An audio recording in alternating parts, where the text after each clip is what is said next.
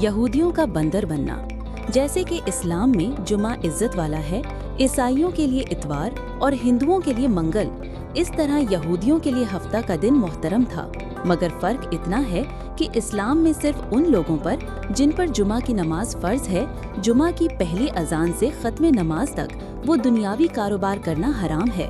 عورتیں، بچے، مسافر اور بیمار لوگ اس حکم سے علیحدہ ہیں کیونکہ ان پر جمعہ فرض نہیں ہے۔ لیکن یہودیوں اور عیسائیوں کے ہاں ان سارے دنوں میں دنیاوی کاروبار حرام تھے اور خاص کر شکار کرنا سخت جرم۔ موسیٰ علیہ السلام کے بعد یہ واقعہ پیش آیا کہ بنی اسرائیل کی ایک جماعت بحر کلزم کے کنارے شہر ایلا میں رہتی تھی، جو مدینہ منورہ اور شام کے درمیان ہے۔ یہ لوگ مچھلی کے بہت شوقین تھے۔ رب کی شان یہ کہ ہر ہفتہ اس دریا میں بے شمار مچھلیاں نمودار ہوتی تھیں، یا تو ان کے امتحان کے لیے یا اس مچھلی کی زیارت کے لیے جس کے پیٹ میں حضرت یونس علیہ السلام رہتے تھے۔ باقی دنوں میں سب مچھلیاں غائب ہو جاتی تھیں۔ ان کے منہ میں پانی بھر آیا اور سوچنے لگے کہ کسی تدبیر سے ان کا شکار کرنا چاہیے جس سے شکار بھی ہو جائے اور ہفتہ کے دن کی بے حرمتی بھی نہ ہو۔ آخر ان عقل مندوں نے یہ ہیلا سوچا کہ دریا کے ارد گرد بہت سے گہرے غار کھود دیے اور دریا سے اس غار تک نالیاں بنا دیں۔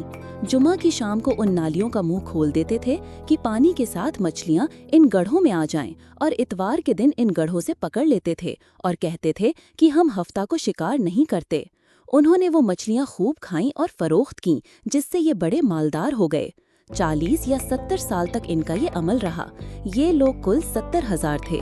ان کی 3 جماعتیں بن گئیں، ایک تو شکار کرنے والوں کی، دوسرے اس سے منع کرنے والوں کی اور تیسرے خاموش رہنے والوں کی۔ یہ لوگ کل 12,000 تھے، باقی سب شکاری۔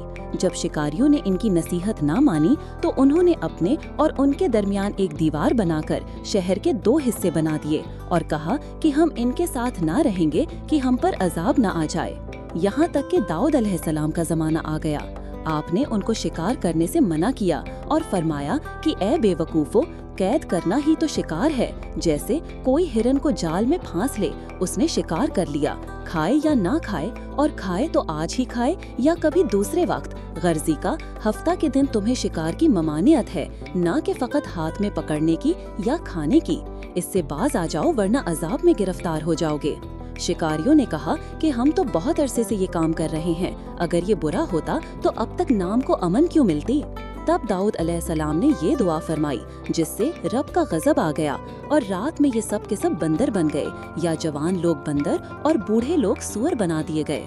ان کے عقل و حواس تو باقی رہے، مگر ان کی قوت گویائی جاتی رہی اور جسموں سے سخت بدبو نکلنے لگی۔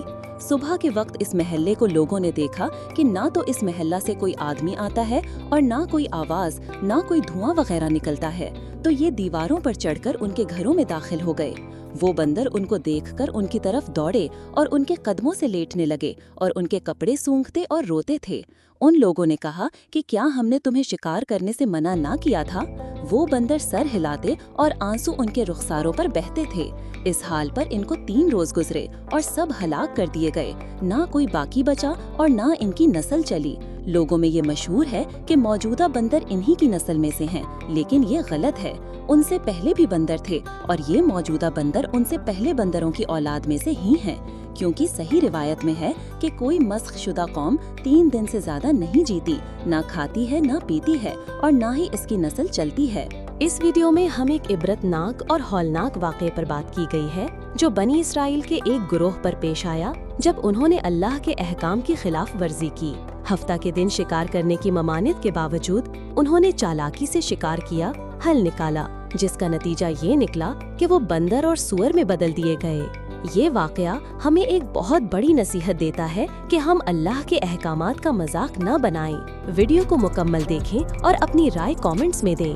مزید اسلامی واقعات، کہانیوں اور سبق آموز قصے جاننے کے لیے سبسکرائب کریں۔